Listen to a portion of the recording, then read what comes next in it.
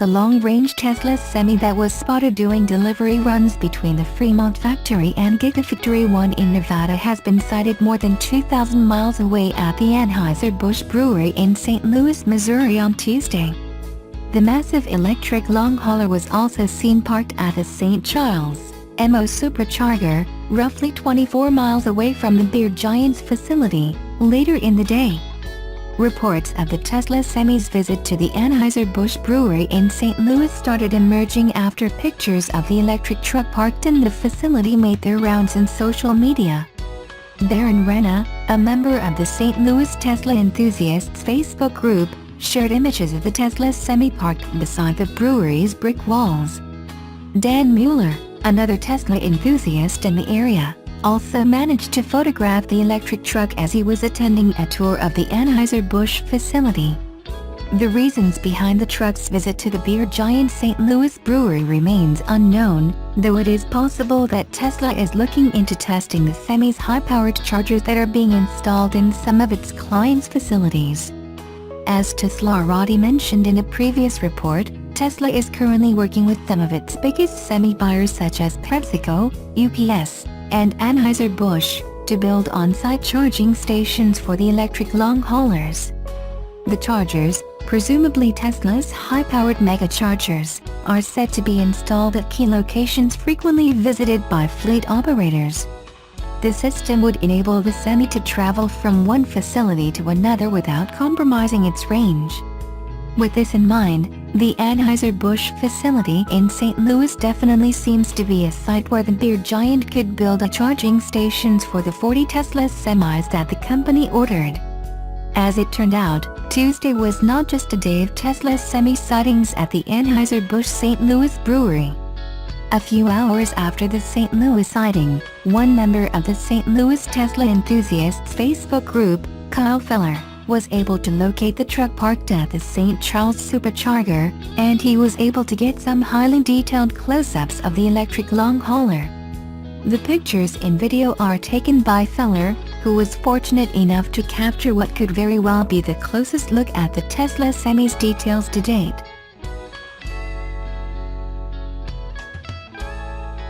Anytime a manufacturer returns to a vehicle class it left, the assumption is that something changed. Example, the mid-size 2019 Ford Ranger that's due to go on sale at the end of this year resulted from dealers pushing to get a US version of the popular global Ranger following the successful, and risky, introduction of the mid-size GM twins, the Chevrolet Colorado and GMC Canyon. Now it looks like GM has bowed to dealer demands with the introduction of the 2019 Chevrolet Silverado as a medium-duty truck at the 2018 Work Truck Show in Indianapolis. It's a class in which GM has not had a player for nearly 10 years. But there's more behind this introduction than dealer pressure.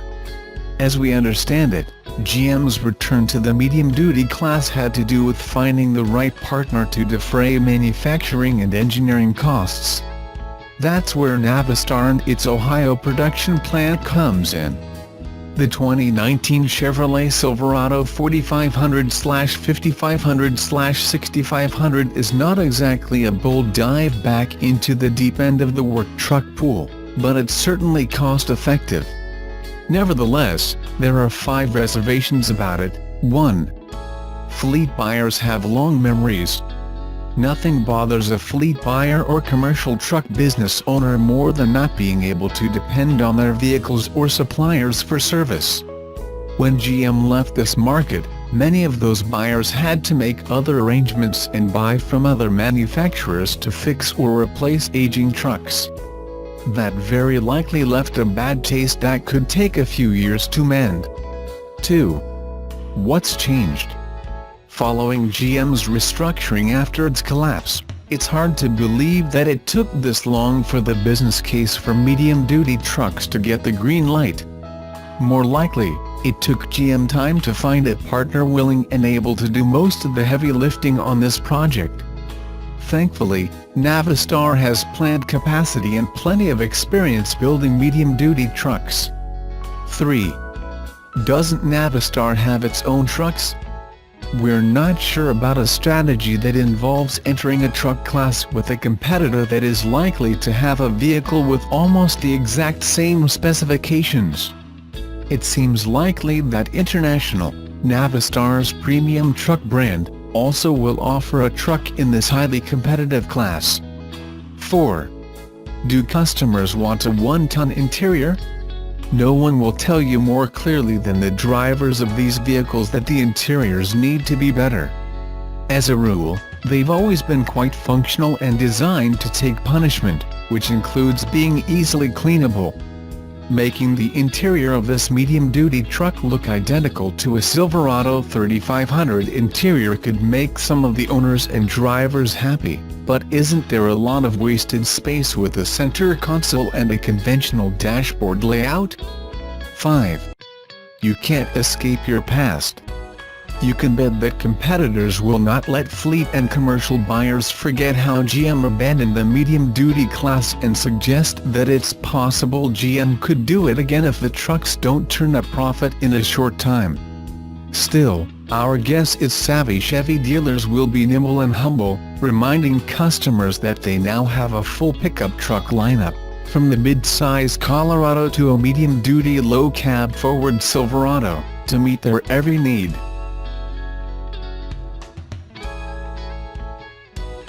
The 2018 Honda Accord sedan has been hailed by critics as handsome, athletic and with charisma to spare, but shoppers are walking right by it in favor of crossovers and SUVs. Dealers' efforts to move the Accord have floundered, leaving a hefty inventory taking up space. As Automotive News reports, some dealers have resorted to turning down shipments and blaming Honda's reluctance to offer lease deals. On top of that, a price bump for 2018 sees returning customers saddled with a higher monthly payment. Understandably, Honda is reluctant to offer rebates as well, especially for a brand new car receiving high praise, and has historically prided itself on prioritizing retail rather than fleet sales. In auto industry speak, the Accord is facing a 104-day supply. That means that, theoretically, if Honda was to simply cease production, it would take 104 days for showroom inventories to be depleted. A comfortable supply for an automaker is about 3/4 of that, while a vehicle is considered in demand if there is about 30 days supply. As recently as last August, Honda's Accord supply stood at an enviable 65 days. The Accord has won the acclaim of the media, winning the 2018 North American Car of the Year.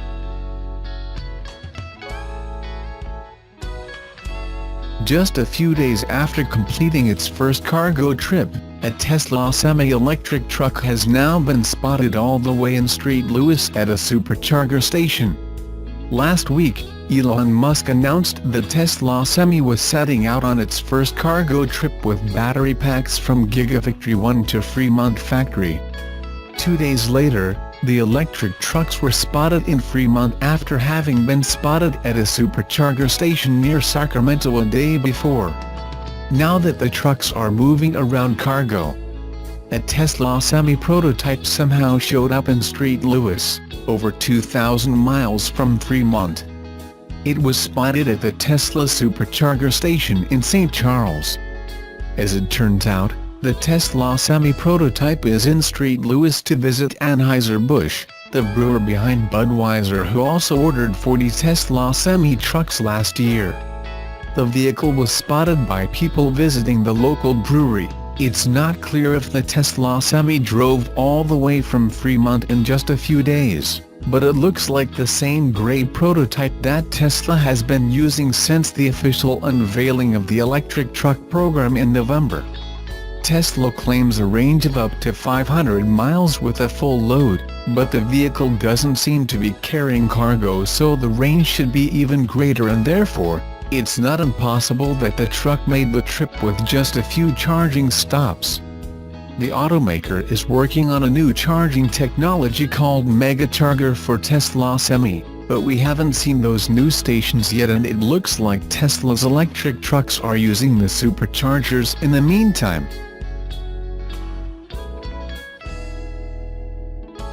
At the Work Truck Show in Indianapolis on Wednesday, General Motors Company introduced the Big Brothers to the company's Chevrolet Silverado light-duty pickups.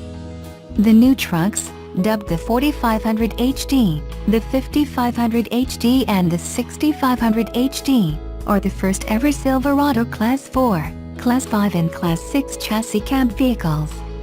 GM expects eventually to gain 25% to 30% of the market for commercial trucks in these classes, comparable to its market share for commercial trucks prior to its 2009 bankruptcy.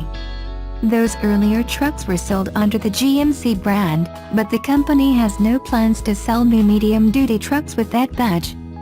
The company did not announce pricing for the trucks, but Automotive News estimates the basic cab and frame will sell for $40,000 to $60,000. Fitting a customer-specific better box to the truck could add several times the basic cost. In its announcement, GM said it sold nearly 300,000 trucks to commercial and government buyers last year and gained 1.4 points of market share. GM's U.S. Vice President Fleet Vehicles, Ed Pepper, told Automotive News, "This will be the biggest thing we've ever done for commercial."